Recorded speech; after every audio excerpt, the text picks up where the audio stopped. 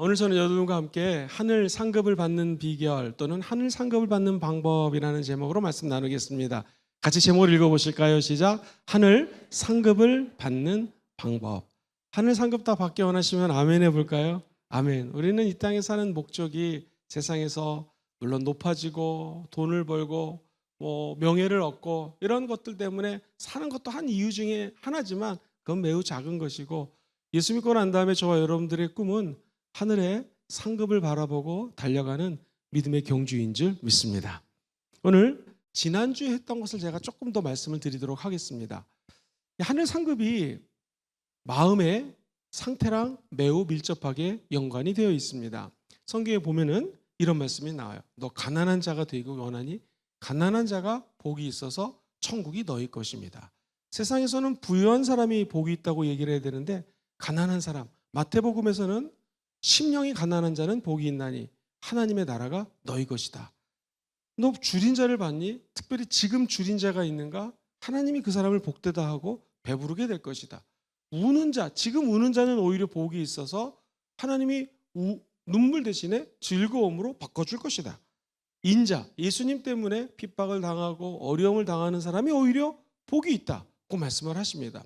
그러면서 23절에 마음이 가난한 사람, 지금 눈물 흘리는 사람, 지금 줄이고 배가 고픈 사람, 예수님 때문에 고통당하는 자는 복이 있다고 하면서 바로 전줄 23절에 이렇게 말씀합니다. 그날에, 그게 언제냐면 우리가 천국 가는 날, 또 우리 주님이 임재하는 날, 그날에 기뻐하고 뛰놀라.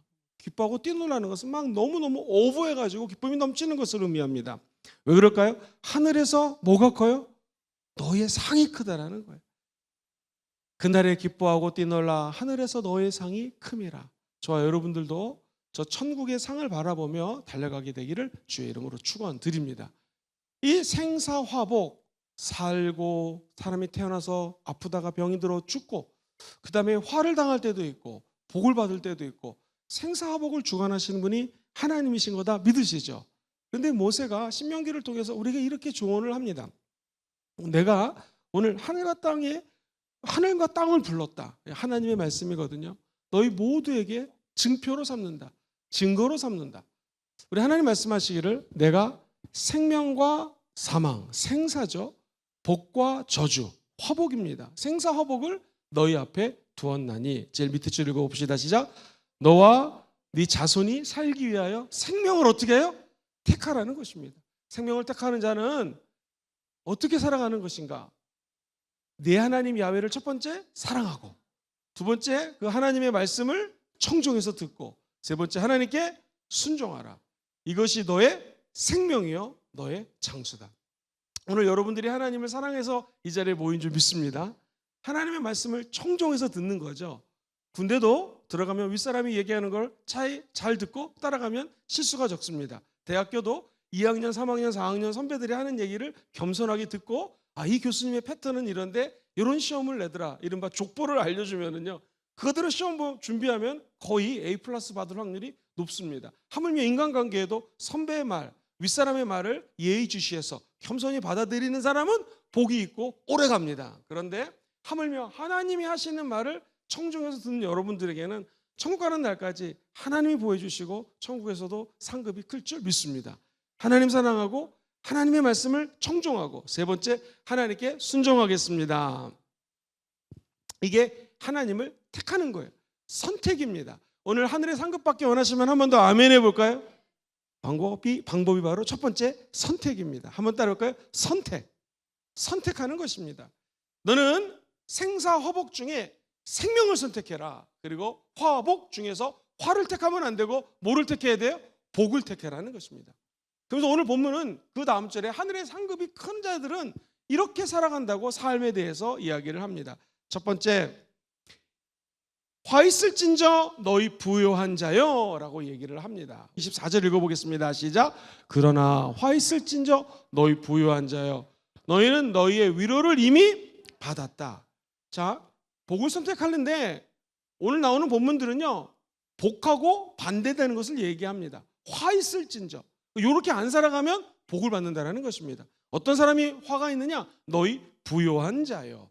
여러분, 이 말씀 딱 듣는 순간에 제가 아까 조금 전에 얘기했던 무슨 말씀이 떠오릅니까?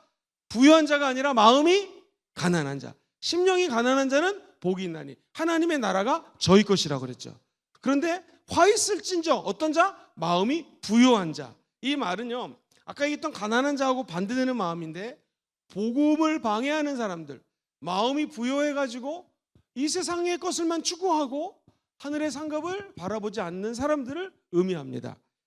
저와 여러분들은 이 땅에 살면서 죄를 죄라고 고백하는 사람 되기를 주의 이름으로 축원드립니다. 땅의 것을 추구하다 보면 마음이 너무 배부르다 보니까 죄가 보이지 않습니다. 여러분, 경제사범들을 한번 조사해 보십시오. 왜 감옥에 들어갑니까? 그들은 불을 축적하고 난 다음에 계속 불을 더 쌓게 됩니다. 비교해 보니까 아니, 이 사람들 더 죄를 나보다 심하게 짓는데 돈을 더 번다는 말이에요. 이런 사람들하고 어울리다 보니까 또 세금이라든가 나쁜 짓을 해서 돈을 더 벌게 됩니다. 돈이 돈을 번다고 자꾸 돈을 벌지만 나중에는 그 안에 죄가 숨겨져 있고, 그래서 지나친 투자를 하다가 감옥에 가는 경우 되게 많습니다. 영적인 원리도 똑같습니다. 하나님의 영혼이 하나님 앞에 죄를 지었습니다. 내가 의에 줄이고 너무나 목이 마릅니다 하는 분들은요, 회개하면 회개할수록 마음이 가난해지고, 주님은 하늘 문을 여시고 은혜를 보여주시고 또 은혜를 주시고 또 은혜를 주십니다. 이렇게 은혜 받다가 잘 되면 잘된 것이 나 때문에 잘된 것이 아니란 걸 압니다. 누구 때문에 잘 되는 거예요? 하나님 때문에 잘 되기 때문에 내가 잘된 것을, 물질 같은 경우에는 11조를 하나님께 드림으로 하나님 감사합니다. 내 시간을 하나님께 드림으로 하나님께 감사합니다. 내 에너지와 체력을 하나님께 드리면서 봉사함으로 말미암아 하나님께 감사하니 주님은 계속해서 부요함과 축복을 부어주신다는 거예요. 저와 여러분들은 마음이 가난한 자가 돼서 복이 있을지어다, 화 있을지어다. 누가? 너희 부요한 자여. 재밌는 게요, 부요한 자는 이미 너희의 위로를 받았다라는데, 위로를 받았다는 말이 이게 비즈니스 용어예요. 마음이 부유한 자는 돈을 벌다 보니까 이미 너의 보상을 받았다. 완전하게 투자한 금액을 수령했다. 또는 충분한 보상을 받았다라는 의미입니다. 그러니까 물질적으로 부유하다는 게 잘못된 것이 아니라 세상적인 부요에만 의지하는 사람들, 그래서 하나님을 잊고 사는 사람들, 이런 사람들에게는 화가 있을지언정, 이렇게 얘기를 하는 것입니다. 사랑하는 성도님들, 부자와 나사로의 이야기 기억하십니까? 돈 벌었다가 결국에는 지옥에 갔습니다. 거지였던 나사로, 우리 집에서 맨날 한 푼만 주십시오 하더니 거지는 천국에 갔습니다. 나로 하여금 좀 물 한 방울만 먹으면 좋겠다고 이 부자가 지옥에 가서 얘기하는 거 들어보셨습니까? 이 땅에서 부자는요, 막 큰 호령을 하고 돈이 많아서 자랑을 하고 오늘 아침엔 좋은 집에 살고 좋은 차를 굴리면서 행복한 것 같지만, 하나님은 이 땅의 부유함에 초점을 맞추지 말고 이 땅에서 심령이 가난한 자가 되어서 하늘의 상급을 바라보고 달려가라는 것입니다. 내 영혼아, 여러 해 쓸 물건을 내가 많이 쌓아놨다. 그러니까 평안히 쉬고 평안히 먹고 즐거워하자라고 이 땅의 안위만을 쫓는 사람들이 나중에는 어리석은 부자가 되는 것이고요, 천국의 상급과는 상관없는 삶을 살아가게 된다는 거예요. 사랑하는 성도님들, 이 땅에서 부자가 되어서 모든 상급, 모든 다른 사람들에게 안녕하세요, 아이고 돈이 많으시군요 라고 이렇게 높임을 받는 것보다, 저와 여러분들은 마음이 이 땅에서 가난한 자가 돼가지고 천국에 가서 상급을 받는 사람이 되라는 것입니다. 왜? 반드시 하나님은 심판하시기 때문에 그렇습니다. 두 번째, 우리가 선택을 할 때 절대로 이 선택을 하면 안 됩니다. 화 있을진저 너의 지금 어떤 사람이요? 배부른 사람.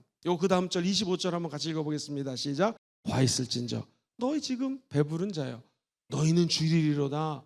화 있을진저 너희 지금 웃는 자요, 너희가 애통하며 우는 날이 다가올 것이다 하고 얘기합니다. 여기서 배부른 자는 뭐냐면, 지금 배부른 사람은 지금 하나님의 도우심이 필요가 없네요. 왜? 내가 가진 것이 많고 내가 영혼의 굶주림을 이해를 하지 못합니다. 그래서 그 사람은 지금 배부른 사람입니다. 재물을 방탕하게 씁니다. 자기 육신을 위해서 씁니다. 이러던 사람들은요, 결국에는 이 말씀 그대로 지금 배부른 자는 나중에 줄이게 된다는 것입니다. 그러니까 저와 여러분들은 지혜로운 선택을 하려면, 하나님 지금 배부른 자 되는 것보다 지금 의에 줄이고 의에 목마른 자가 되게 도와주시옵소서 할 때 오히려 하늘의 상급이 우리에게 쌓인다는 것입니다. 다시 말해서 아까 처음에 얘기했던 아예 의에 줄이고 목마른 사람이 되는 것이 배부른 사람보다 더 지혜롭다. 줄인 자가 되는 것이 곧 배부름을 얻게 될 것이지만, 지금 배부른 자는 나중에 줄이게 될 것이다. 웃는 것도 똑같습니다. 계속 보면은요, 본문 25절에 너희 지금 웃는 자요. 저 말씀 묵상하는데 누가가 지금을 두 번이나 씁니다. 지금 현재 배가 부른 사람, 지금 현재 웃는 자, 너희들은 나중에 애통하게 될 것이다. 그러니까 저 여러분들 할 것은 뭐냐면 과거를 잊지 말고 지금 선택하라는 거예요. 뭘 선택하나? 지금만을 위해서 살 것인가? 아니면 야훼를 위하여 살다가 먼 날 축복을 받을 것인가? 지금 선택하라는 거예요. 그래서 가장 중요한 것이 바로 지금입니다. 성경에 보면은요, 신명기 8장 12절로 14절에 내가 먹어서 배부르고 아름다운 집을 짓고 거주하게 되었고 또 네 소와 양이 번성하고 네 은금이 중식이 되고 네 소유가 다 풍부하게 될 때에 네 마음이 교만해서 내 하나님 야훼를 잊어버릴까 염려하노라. 야훼는 너를 애굽 땅 종되었던 집에서 어떻게 하셨어요? 이끌어내셨다는 거예요. 이게 조금 어렵게 번역되어 있어서 쉬운 성경으로 하자면 12절부터 읽어보겠습니다. 시작. 여러분은 먹고 싶은 것을 마음껏 먹을 것이요, 여러분은 멋진 집을 짓고 거기서 살게 될 것이요, 여러분의 소떼와 양떼는 점점 많아질 것이요, 여러분의 은과 금도 점점 많아질 것이요, 여러분이 가진 모든 것이 점점 많아질 것이요. 그렇다 하더라도 교만해져서 여러분의 하나님 야훼를 잊지 않도록 하시오. 야훼께서는 종살이하던 이집트 땅에서 여러분들을 어떻게 했다는 거예요? 인도에 내셨다는 거예요. 야, 이 말씀을 생각하면 네가 지금 배부르고 지금 만족하는 것으로 생각하지 말고 하나님이 과거에 출애굽시켜서 인생의 광야 땅이 드러났는데 여기서 배부르게 먹고 잘 사는 것보다도 요단강을 건너서 젖과 꿀이 흐르는 가나안 땅에 들어가면 진짜 상급이 거기에 있으니 거기를 바라보며 광야 생활을 하라는 것입니다. 그러면서 제 참고로 한번 읽어드릴게요. 15절 이하에 야훼께서는 넓고 무서운 광야에서도 여러분을 인도하셨습니다. 그 광야는 메마르고 물도 없는 곳이었어. 거기는 독뱀과 전갈이 있었어. 그 다음부터 읽어봐요. 시작. 그러나 야훼께서는 여러분을 위하여 단단한 바위에서 물이 흐르도록 하셨어. 16절. 그리고 그 광야에서 여러분의 조상이 한 번도 본 적이 없는 만나를 주어 먹게 하셨어. 그렇게 하신 까닭은 여러분을 어떻게 해요? 겸손하게 만들고 그 다음에 여러분을 어떻게 해요? 시험하셔서 그 다음이 중요합니다. 마침내는 여러분에게 뭘 주십니까? 좋은 것을 주시기 위해서 하나님이 저와 여러분들을 이 광야 생활의 경험을 시킨다는 것입니다. 그러므로 과거에 출애굽했을 때 마귀 종살이했던 우리들, 죄와 허물로 죽어서 지옥 갈 수밖에 없는 우리들을 지금 이곳에서 잘 살 수 있도록 불러주신 하나님께 감사하라는 것입니다. 그리고 지금 내가 물질이 있어도 그 물질을 아껴 써야 된다는 거예요. 그 물질을 함부로 쓰면 안 되고 누구를 위해서? 하나님을 위해서, 세계 선교를 위해서, 전도를 위해서, 잃어버린 영혼들을 위해서. 지난 주일 말씀드렸던 것처럼 힘들고 어려운 사람에게 커피 한 잔을 사주더라도 그 물질을 아껴 쓰면서 근검절약하게 써야지. 말씀처럼 지금 배부른 자 나중에 줄이게 될 것을 왜 생각하지 못하느냐? 지금 웃는 자 너 지금 행복하다고 웃을 때가 아니다. 나중에 애통하며 우는 날이 다가올 수 있다는 거예요. 거꾸로 저와 여러분들이 지금 의에 줄이고 목마른 자들은 이제 배부르게 되고 생수를 먹게 될 것이요, 지금 애통해하면서 저 사람이 예수를 안 믿는데 어떻게 하면 내가 예수를 믿게 할까 하면서 전도하고 그들을 사랑으로 품는 자에게는 하늘의 복이 있다는 거예요. 여러분은 무엇을 선택하겠습니까? 세상 사람들처럼 이 땅에서 돈이 많고 지금 배가 부르고 지금 명예가 있고 지금 웃는 일들을 택할 것입니까? 땅의 것을 택할 것입니까? 아니면 하늘의 것을 선택하겠습니까? 선택하라는 것입니다. 하늘의 상급은 생사화복을 주관하신 분은 하나님이신데 우리에게 자유의지, 영어로는 free will이라고 해서요, 자유의지를 줬으니 네가 그 자유의지를 가지고 이곳에서 선택하라는 것입니다. 에덴 동산에 모든 것이 있었다면 아멘하고 감사하고 하나님께 의에 줄이고 굶주린 마음으로 영광 올렸다라면 선악과를 안 먹을 거죠. 근데 당장 배부르고 지혜롭게 하고 탐스럽게 하고 하나님처럼 되기 위해서 선악과를 먹은 것, 그것 때문에 죄가 들어왔다는 것입니다. 다시 말해서 이 말씀은 지금 욕심을 내지 말고 하나님을 바라보는 자에게 하늘의 상급이 있다는 것입니다. 이 말씀은 계속해서 신명기 8장 17절 19절에 쉬운 성경에 이렇게 이야기를 합니다. 이것도 읽어봐요. 시작. 여러분이 속으로 내가 부자가 된 것은 내 힘과 내 능력 때문이다 라고 생각할지도 모르겠어. 그러나 여러분의 하나님 야훼를 기억하시오. 야훼께서 여러분에게 부자가 될 수 있는 힘을 주셨어. 야훼께서는 여러분의 조상에게 하신 약속을 이루시려고 지금처럼 여러분을 부자로 만들어 주신 것이요. 만일 여러분이 여러분의 하나님 야훼를 잊어버리고 다른 신들을 따르고 그들을 섬긴다면 여러분은 반드시 멸망할 것이요. 내가 오늘 여러분에게 분명히 말합니다. 할렐루야. 야, 이 하나님 말씀을 읽으면요, 사람이 교만해질 수가 없어요. 그렇죠. 생사화복을 주관하시는 건 하나님이십니다. 그리고 사람이 돈이 많다가도 없어지게 되는 것, 없다가도 생기게 되는 것, 이 파도처럼 인생을 살아가는 것을 하나님이 주관하시는데요, 우리 인간은 시간마다 순간마다 선택을 해야 됩니다. 결정을 해야 돼요. 여러분도 천국 가기 전까지 결정하실 때에 세상 것, 땅의 것 결정하지 마시고 하늘의 것을 따라가시게 되기를 주의 이름으로 축원드립니다. 어떤 부자가 있었는데요, 이 서울의 영등포라고 하는 땅이 오늘날 치면 옛날에 강남이었습니다. 신흥 개발지구였고 옛날에 포자가 들어간 데가 다 이 항구같이 배가 나루터였어요. 마포, 영등포 마찬가지입니다. 영등포 지역에서 땅이 얼마나 많았는지요. 그리고 3층짜리 건물이 있었고요. 나중에는 호텔을 짓고요. 굉장한 부자였습니다. 그런데요, 그들이 하나님을 경배하지 않고 하나님을 무서워하지 않으면 그 많은 영등포 땅의 땅들, 빌딩들, 그 호텔들이 하루아침에 없어지는 것을 주변에서 봤습니다. 사업을 할 때 명동에서 크게 사업하시던 분이 어느 날 갑자기 무너지는 것을 봤습니다. 이 땅에서 부유하다고 기뻐하고 웃을 때가 아니라는 거예요. 언제 어느 때 하나님의 심판하면 이 땅에서도 내가 누리던 것이 없어질 수 있다 없다? 있다라는 거예요. 생사화복의 주관자가 누구예요? 하나님이에요. 그래서 사람은 없을 때도 의에 줄이고 하나님만을 선택해야 되고요. 혹시 있다 할지라도, 많다 할지라도, 부유하다 할지라도, 내가 아직 건강하다 할지라도 하나님께 겸손히 낮아지는 자를 하나님은 택해서 사용해 주신다는 것입니다. 또 하나, 성경은요, 화 있을진저 하면서 모든 사람들이 칭찬하는 자들이여 라고 얘기합니다. 한번 본문에서 확인해 보겠습니다. 26절 시작. 모든 사람이 너희를 칭찬하면 화가 있도다. 그들의 조상들이 거짓 선지자들에게 이와 같이 했다라는 거예요. 이게 나오는 말들이 전부 다 패러독스라고요, 역설적인 이야기들이 많이 나옵니다. 화 있을진저, 다른 사람들이 다 칭찬하면 좋아야 되는데 이게 화가 있다라는 거예요. 오히려 아까 제가 처음 서론에서 말씀드렸던 것처럼 인자 때문에 핍박을 당하고 미움을 당하고 예수님을 증거한다고 막 도전을 당하고 힘들어하는 사람들이 오히려 복이 있다라는 것입니다. 되게 역설적이에요. 말이 안 되는 것 같습니다. 마태복음 10장 39절에도요, 이 대표적인 이야기가 나옵니다. 자기 목숨을 얻는 자는 잃을 것이고 나를 위하여 자기 목숨을 잃는 자는 하늘의 명예, 하늘의 상급, 하늘의 축복을 얻을 것이다 라고 주님이 얘기를 합니다. 우리 고린도후서 6장 10절, 우리 예수 믿는 사람들의 모습을 이렇게 표현해요. 시작. 근심하는 자 같으나 항상 기뻐하고, 마음이 가난한 자인 거죠. 가난한 자 같으나 많은 사람을 부유하게 하고, 아무것도 없는 자 같으나 모든 것을 가진 사람입니다. 할렐루야. 우리가 이런 역설 속에서, 패러독스, 말이 안 되는 삶 속에서 삶을 살아가고 있다는 거예요. 만일 어떤 사람이 저를 막 칭찬을 하는데 100% 칭찬을 합니다. 이게 좋은 게 아니라는 거예요.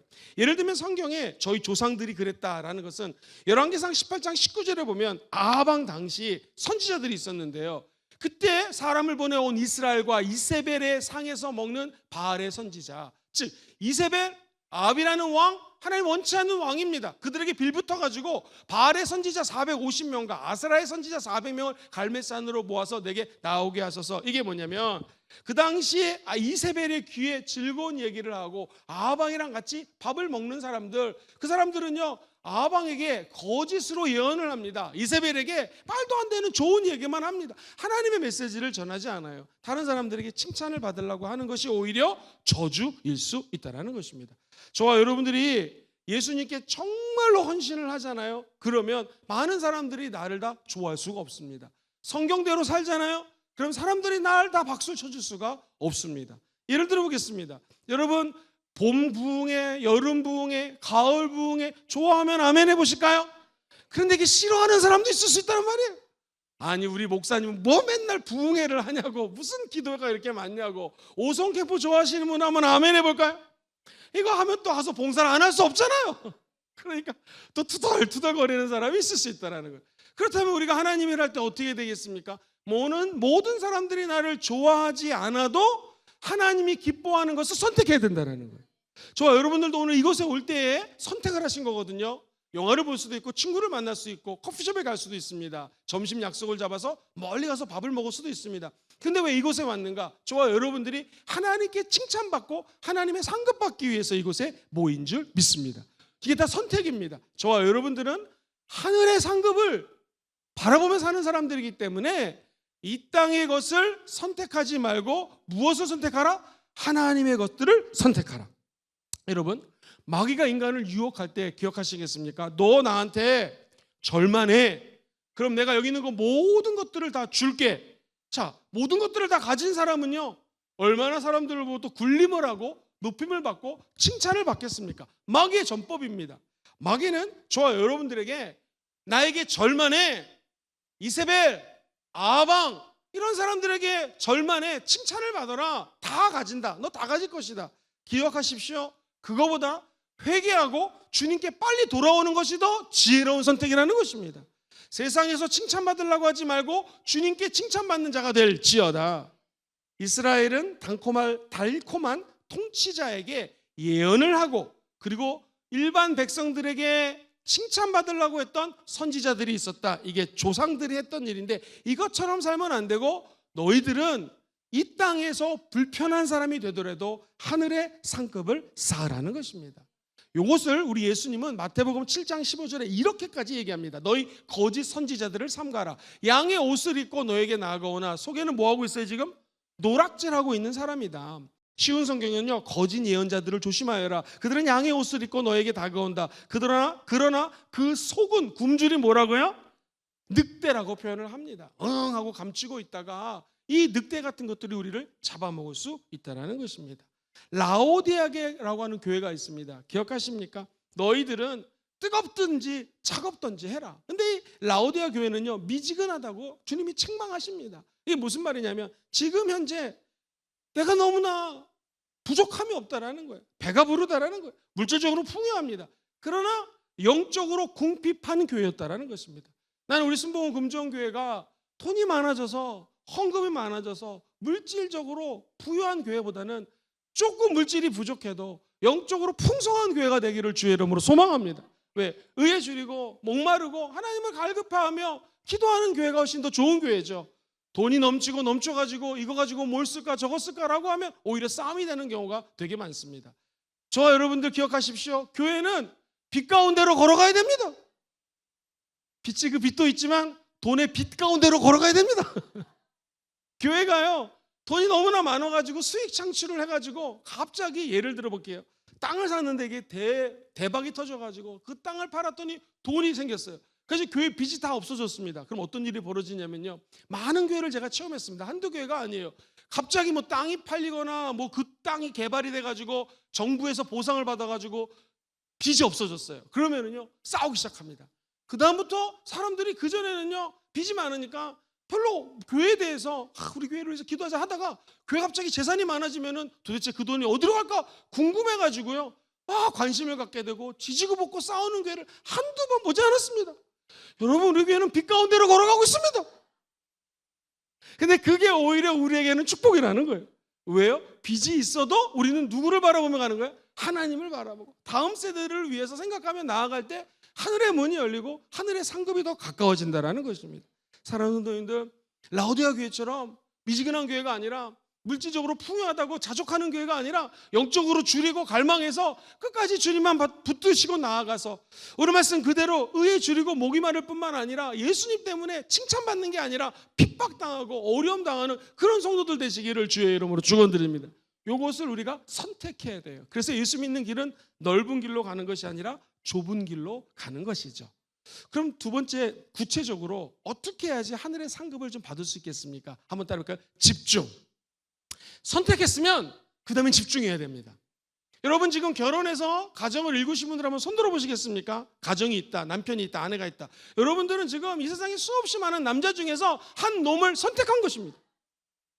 이거 그분을 선택한 다음에는, 결혼하고 난 다음에는 그분께 어떻게 하셔야 돼요?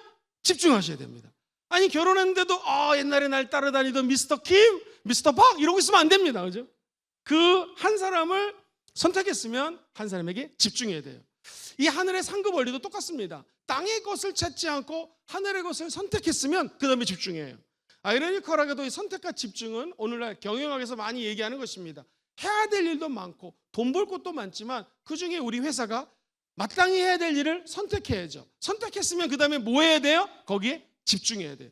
우리 세상에는 교회가 많습니다. 우리 교회는 오순절 교회입니다. 순복음 교회입니다. 할렐루야.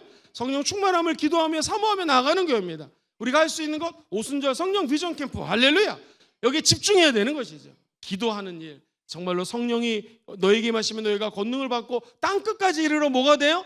증인되는 거, 선교하는 거. 여기에 하나님이 집중하기를 원한다라는 것입니다. 다 잘할 수 없습니다. 그럼 좋아요. 여러분들이 집중하려면 구체적으로 어떻게 해야지 하늘의 상급을 받아가며 집중하는 인생을 살아갈 수 있을까?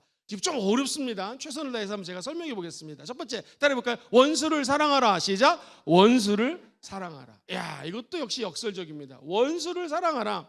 눈으로 확인해 보죠. 27절 시작. 그러나 너희 듣는 자에게 내가 이르노니 너희 원수를 사랑하며 너희 미워하는 자를 선대하라.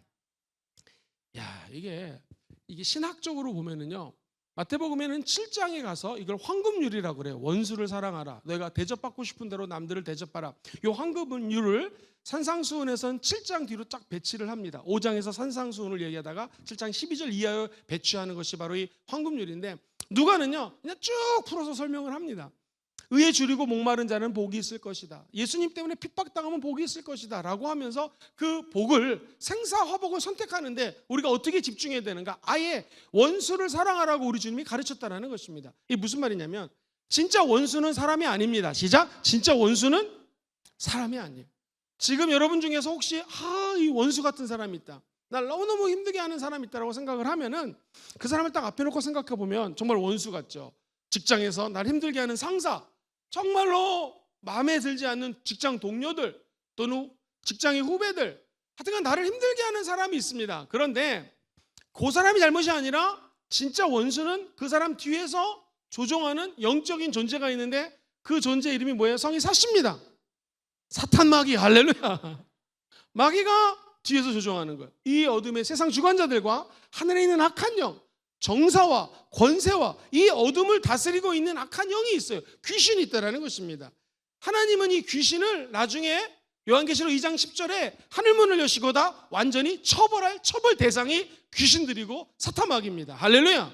근데 우리 인간은요 처벌 대상이 아니에요. 우리 인간은 구원 대상입니다. 시작. 우리 인간은 구원 대상이에요. 그 원수도 우리 주님은 지금 예수 믿고 구원받기를 원하신다는 것입니다. 요한복음 3장 16절 시작. 하나님이 세상을 이처럼 사랑하사 독생성자 예수님을 주셨으니 누구든지 그를 믿는 자는 멸망하지 않고 뭐를 얻어요? 영생을 얻기를 우리 주님은 지금 기다리고 있기 때문에 그 원수 같은 사람, 옛날에 갑자기 방송이 떠오르는데 그 기억나세요? 자기 천생연분인데 이걸 막 말로 설명하니까 할머니가 생각나고 그 왼수 그렇게 얘기를 했다 그러는데 왼수 그게 남편이 되고 아내가 안 되기를 주의 이름으로 축복합니다.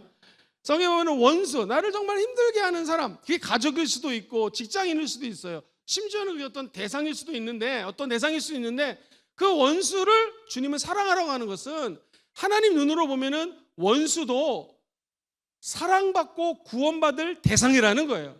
심판받을 대상이 아니라는 거예요. 심판은 내가 하는 게 아니라 그 원수에 대한 심판은 누가 하셔요?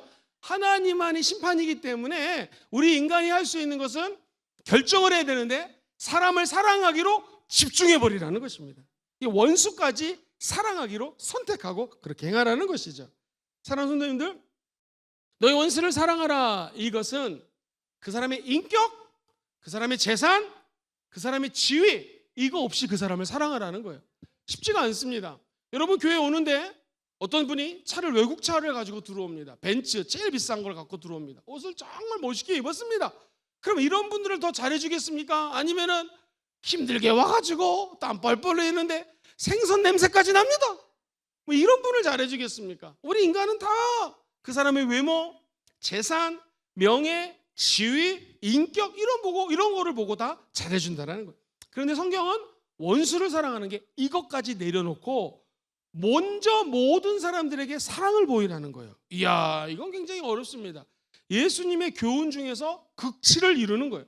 기독교의 제일 큰 교훈입니다. 이렇게 설교하는 목사인 저도 이렇게 살기가 아마 쉽지 않을 것입니다. 유명한 실화가 있습니다. 책도 아주 많이 팔린 책인데요. 어떤 목사님이 설교를 제일 힘들게 준비하는 게 토요일입니다. 토요일날 누가 이제 만나자고 하거나 상담하거나 요청하면 힘들어요. 토요일날 열심히 말씀을 준비하고 있는데 한 거지가 들어옵니다. 목사님, 잠깐 저를 좀 위해서 시간 좀 내주세요. 죄송합니다. 제가 내일 설교 준비 때문에 미안합니다 하면서 그 추운데 그 거지를 정중하게 보내고 말씀을 준비하고, 목사님이 주일날 아침에 문 활짝 열고 이제 예배드려야지 하면서 문을 열었는데 웬일입니까? 어제 찾아왔던 그 토요일날 왔던 거지가 문 앞에서 얼어 죽어 있는 거예요. 그때 이 목사님이 쇼크를 먹습니다. 만약 예수님이라면 어떻게 하셨을까? 정말 회개를 하고 다음부터는 이런 일이 없어야겠다고 목사님이 목회의 터닝 포인트를 맞이합니다. 그래서 쓴 책이 만약 예수님이라면 어떻게 하셨을까? What would Jesus라고 하는 유명한 책을 남기죠. 베스트셀러가 되었습니다. 우리 예수님이라면 원수를 바라볼 때 어떻게 하실까? 성경에 보면 예수님이 십자가에서 지금 자기를 죽이는 사람들에게 이렇게 얘기합니다. 아버지요, 나를 죽이는 저들의 죄를 용서하여 주시옵소서. 그 다음에 읽어봐요. 시작. 자기들이 하는 것을 알지 못한다. 배후에서 원수 마귀가, 사탄 마귀가 조종하고 있는데 그걸 알지 못하니 주여 저들의 죄를 어떻게 하세요? 용서해 주옵소서. 사랑하는 성도님들, 이게 제가 적은 글인데 너무 멋있습니다. 한번 따라해볼까요?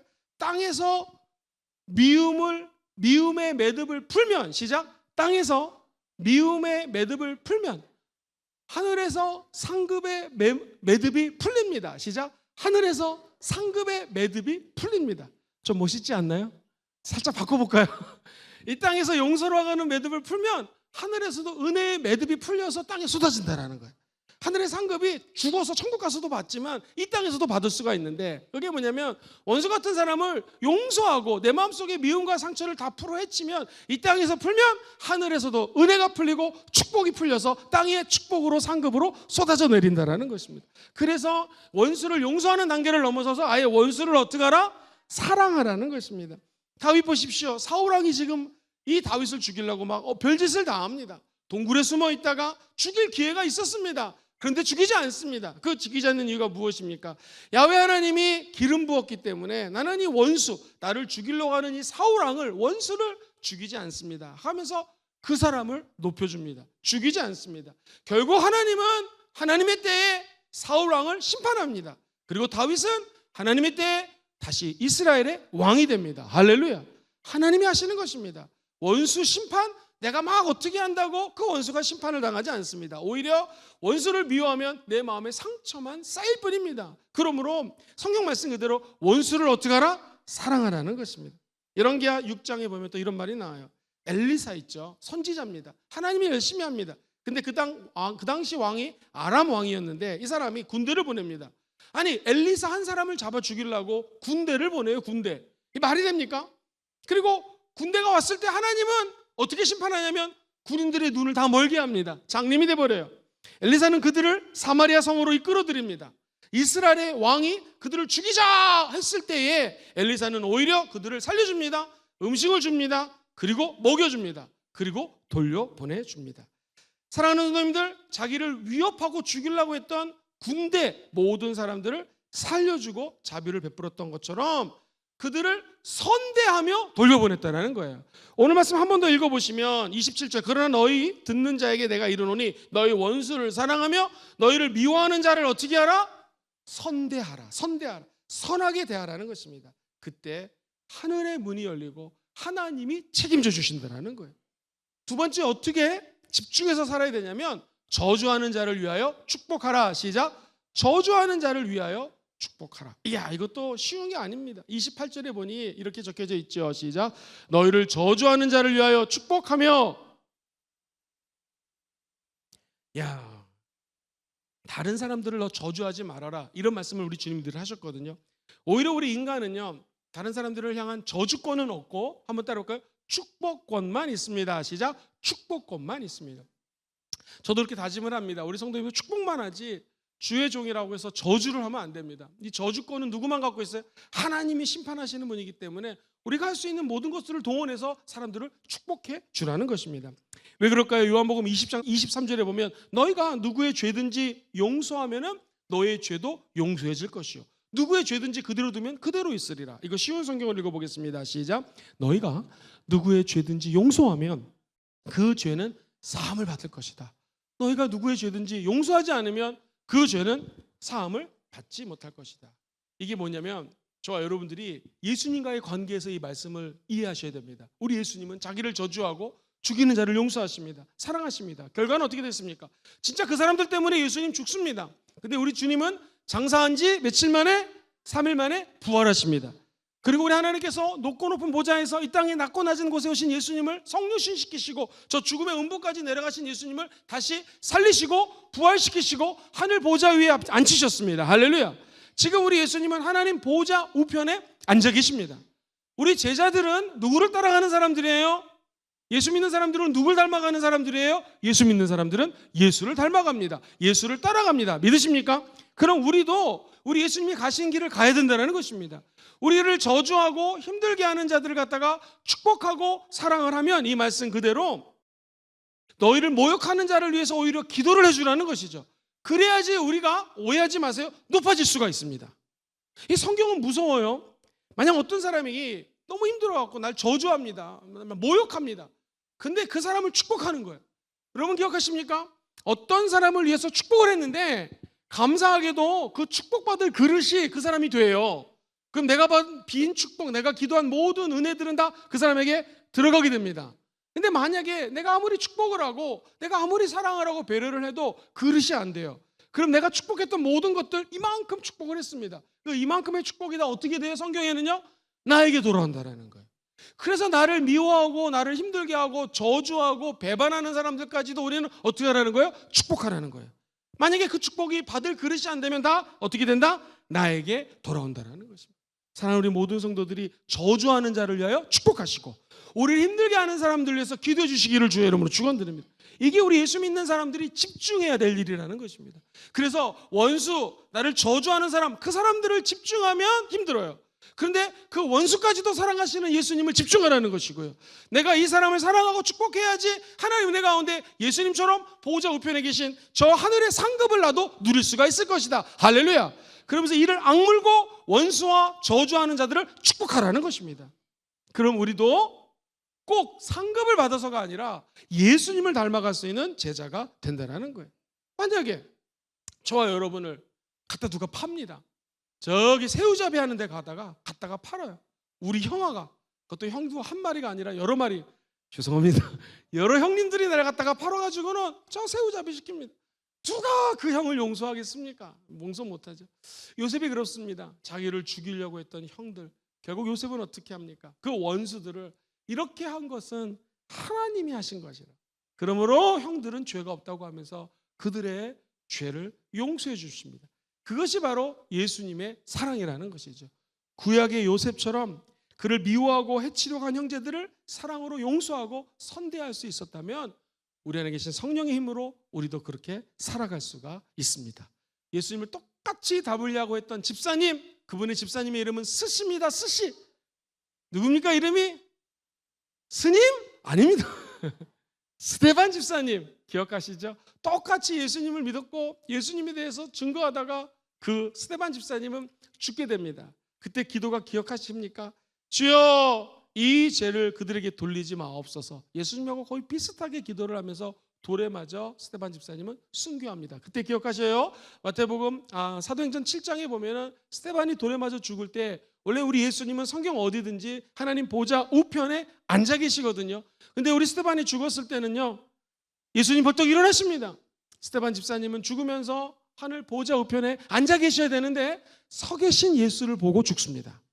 우리 예수님이 지금 예수님 때문에 의를 위하여 핍박당하고 인자 때문에 미움을 당하고 인자 때문에 예수 때문에 순교당하는 스데반 집사님의 저 순교의 형장을 앉아서 보실 수가 없어가지고 일어서셔서 천국에서 우리 스데반 집사님을 환영해 주시는 거예요. 하늘의 상급이 크다라는 것이죠. 저와 여러분들이 주님을 선택했으면 이제 하나님께 집중하라는 것이죠. 그랬을 때 하나님은 저 천국의 상급을 준다라는 것입니다. 또 하나 어려운 일이 더 나타납니다. 너의 입뺨을 치면 그 사람에게 젖뺨도 돌려대라. 시작. 너의 입뺨을 치는 자에게 젖뺨도 돌려대라. 한번 성경 확인해 보죠. 29절 시작. 너의 입밤을 치는 자에게 젖밤도 돌려대며 너의 겉옷을 빼앗는 자에게 속옷도 거절하지 마라. 뺨인 게 시아곤이라는 단어를 쓰는데 이 단어는요, 요 뺨이 아니라 턱이나 턱주가리 전체를 의미하는 겁니다. 그러니까 감정을 상해서 완전히 사람을 아주 몰매를 치는 것을 의미하기도 합니다. 폭력적인 행위, 그런 일을 당했을 때 사람이 이쪽 뺨을 맞았으면 반대뺨을 돌리는 것이 쉽지가 않습니다. 이 말은 누가 나에게 뺨을 치거나 폭력적인 언어를 하거나 폭력적인 행동을 만약에 한다고 한다면 따라해 보세요. 보복하지 마십시오. 하나님이 처리하십니다. 시작. 하나님이 처리하십니다. 하나님이 처리하실 수 있도록 지금 이 상황을 하나님께 드리라는 것입니다. 사랑하는 성도님들, 제가 한번 설명을 했는데요, 오른뺨을 치면 왼뺨을 돌려대라고 성경은 얘기합니다. 2000년 전으로 돌아가 봅시다. 그 당시에 만약 어떤 사람을 때리는데 내가 화가 나가지고 상대방을 이렇게 때리잖아요. 화가 난 거예요. 막 이렇게 때리는데 맞는 사람 입장에서는요, 오른뺨을 맞는 게 아니라 제가 이렇게 때리면 맞는 사람은 어딜 맞냐면 왼뺨을 맞아요. 여러분 잘 못 믿는 것 같은데 김영철 목사님 잠깐 나오시겠습니까? 할렐루야. 목사님 저를 때리겠습니까? 제가 목사님을 때리겠습니까? 예, 때리십시오. 이런 사람들이 천국의 상급이 큽니다. 진짜 때리진 않습니다. 보세요. 제가 화가 나가지고 상대방을 오른뺨을 쳤지만 우리 목사님 맞은 데는 어디죠? 왼뺨을 맞는 거예요. 감사합니다. 할렐루야. 여러분 이해가 되셨죠? 그래서 오른뺨을 친다는 것은 이렇게 화가 나서 치는 게 아니에요. 그 당시에 오른뺨을 치라는 것은 제가 이렇게 치는 거예요. 여러분 어떤 느낌이 드세요? 야, 너 이럴 수가 있어! 이렇게 때리는 건 왼뺨을 친 거고요. 오른뺨을 치는 건 뒤까지 게. 어떤 느낌이 드세요? 어떤 게 더 기분 나쁘세요? 예, 이게 오히려 확 하면은요, 이 당시에는 만약 저하고 앞에 있는 분이 사회적 계급이 똑같다면은 10,000원만 주면 돼요. 10,000원. 미안해, 내가 잘못했어. 끝이에요. 근데 사람을 무시하고 사람을 갖다가 정말로 내깔아 보면서 이렇게 이게 오른뺨이거든요. 이렇게 치면은 400배를 내야 돼요. 400배. 400만 원을 줘야 돼요. 그것도 해결이 안 될 수가 있어요. 그러니까 성경에서 얘기하는 거 뭐냐면 누가 내 오른뺨을 치라고 하는 것은요, 지금 이 누가복음은 이쪽 뺨을 치면 저쪽 뺨으로 되어 있는데 다른 성경은 오른뺨을 치면 어떻게 하나? 왼뺨을 내라는 것은 연세대학교 구약 교수가 풀이를 해놨는데 이렇게 해놨어요. 어떤 사람이 나를 정말로 무시해가지고 니까지 것이 이렇게 나를 공격했다고 가정을 해보라는 거예요. 그러면 이건 원래 사회법으로 가도 내가 이 사람에게 얼마를 받아야 됩니까? 400만 원 이상을 받아야 되는 거예요. 400배를 더 받을 수가 있는 거예요. 근데 그렇게 사람들에게는 정의로움에 자기 인생을 버리지 말고 세상법에 의탁하지 말고 하늘법이 있으니 나를 무시해도 따라해볼까요? 가슴을 활짝 펴고 어깨를 들고 하늘을 바라보면서 그 사람에게 보복하지 말지어다. 보복하지 말라는 거예요. 왜? 이 사람을 처리하시는 분은 누구세요? 하나님이기 때문에. 저보다 여러분이 이 땅에 살면서 이런 비슷한 일을 당할 때 정말로 화내지 마십시오. 끝까지 견디셔야 됩니다. 그리고 한마디라도 그 사람을 욕하는 말 할 필요가 없습니다. 나중에 하나님이 낮은 자를 높여주실 때가 있습니다. 그죠? 그때 하나님이 아시는 거예요. 형들이 가장 낮은 동생을 팔았지만 하나님은 가장 낮은 동생을 총 위로 올려주십니다. 그죠? 저와 여러분을 힘들게 하는 사람이 있을지 모르지만 하나님은 저와 여러분들을 하나님의 때에 높여주십니다. 이게 하늘의 상급입니다. 그러므로 누가 내 뺨을 쳤다고 할지라도 그 사람에게 보복하지 말라는 거예요. 성경은 누가 겉옷을 뺏어가면은 속옷도 줘라. 겉옷이라고 하는 것은 여러분 신분입니다. 이 성경 제가 찾아드리진 않지만 출애굽기 22장 26절, 신명기 24장 13절 보면은요, 다른 사람의 겉옷을 전당포 아시죠? 이게 전당포에 맡기듯이 맡아줍니다. 왜 그러냐면 첫 번째, 그때는요 낮과 밤에 그 지역이 그래. 지금도 그때나 지금이나 낮과 밤의 기온의 차이가 너무나 커요. 그래서 낮에는 구름기둥, 밤에는 추우니까 불기둥, 낮엔 더워서 구름기둥. 이 옷은, 겉옷은 단순히 나의 신분만을 의미하는 것이 아니라, 내가 왕이다만 의미하는 것이 아니라 지금 서민들에게도요, 추우면 덮고 자야 돼요. 모래바람이 많기 때문에 내 몸을 보호할 수 있는 게 겉옷입니다. 그래서 성경에 보면은 네가 겉옷을 전당 잡거나 압류, 사회법에 의해서 압류를 해도 해가 지기 전에는 돌려보내도록 하라. 왜? 겉옷을 덮고 자야지. 안 그러면 그 사람의 생존까지도 문제가 있기 때문에 그렇습니다. 성경에서 겉옷을 빼앗는다라고 하는 것은 이런 내 생존권 박탈입니다. 혹은 내 신분, 내가 지금 왕인데 밑에 있는 사람이 내 왕의 옷을 뺏어가는 것입니다. 만약 그렇게 요구를 해도 심지어는 속옷까지 주라는 것입니다. 사랑하는 성도님들, 이게 말이 됩니까? 말이 안 되는 것이죠. 그런데 이렇게 할 때 하늘의 영광이 나타난다는 것입니다. 겉옷의 헛물 가치 때문에 노상 강도들이 겉옷을 뺏는 일들이 그때 많았습니다. 근데 이 나쁜 놈들이 겉옷만 뺏어가는 게 아니라 속옷도 벗어. 도대체 그 빤스를 뭐에 갖다 쓰려고? 속옷까지도 뺏어가는 경우가 있는데 그런 사람에게까지 겉옷과 속옷을 주라는 거예요. 이 말의 뜻은 뭐냐 한번 따라볼게요. 싸우지 마십시오. 시작. 싸우지 말라는 거예요. 교회는 싸우는 데가 아닙니다. 옆 사람하고 인사하겠습니다. 우리는 절대 싸우지 맙시다. 시작. 우리는 절대 싸우지 맙시다. 숙제 뭘 달라면 그냥 줘버리십시오. 그죠? 내가 2개 있다면 당연히 하나 더 주는 거고, 내가 하나밖에 없는데 달라면 줘버리라는 것입니다. 싸우지 말고 희생할 줄 알 때 하나님께 하늘의 상급이 쌓인다는 것입니다. 그러면서 더 적극적인 의미로 너에게 구하는 자에게 주라. 시작. 너에게 구하는 자에게 주라. 30절 말씀 한번 읽어보겠습니다. 시작. 너에게 구하는 자에게 주며 네 것을 가져가는 자에게 다시 달라고 하지 말아라. 여러분, 구하는 사람 있으면 그냥 주라는 것입니다. 다시 달라지 말라. 왜 그럴까요? 우리 예수 믿는 사람들은 땅을 선택한 것이 아니라 하늘의 상급을 선택했습니다. 이제 하늘의 것에 주목하라는 것입니다. 목사님, 말씀을 좀 정리해 주시죠. 오늘 말씀은 설교하는 저에게도 도전이 되고 사실 쉬운 게 아닙니다. 저와 여러분이 신명기 말씀처럼 생사화복을 선택하십시오. 기왕이면 생명을 선택하십시오. 어떻게 하는 게 생명 선택하는 거예요? 하나님 사랑하고 하나님 말씀을 청종하고 그 다음에 어떻게 하는 것입니까? 하나님의 뜻대로 순종하는 것입니다. 그죠? 이게 하나님을 선택하는 자의 삶이라는 거예요. 그러면서 이 땅에 첫 번째, 화 있을진저 너희 부유한 자여 너희들은 숙제 마음이 가난한 자가 되어라. 화 있을진저 너희 지금 배부른 자여 너희들은 오히려 지금 마음이 너무나 의에 줄이고 굶주린 사람이 되어라는 것입니다. 화 있을진저 모든 사람들이 칭찬하는 자요. 여러분, 사람들에게 완전한 칭찬을 받을 수가 없습니다. 전도를 열심히 하면 열심히 한다고 시기 질투하는 사람이 있고요. 전도를 안 하면은 아이고 재직 주제에 전도도 안 해. 또 이렇게 할 수도 있고. 사람은요 자기 가치 기준으로 바라보기 때문에 모든 사람에게 칭찬받을 수 없어요. 우리는 누구만 바라봐야 돼요? 하나님 바라보고 하나님 칭찬 바라보며 이 길을 걸어가는 것입니다.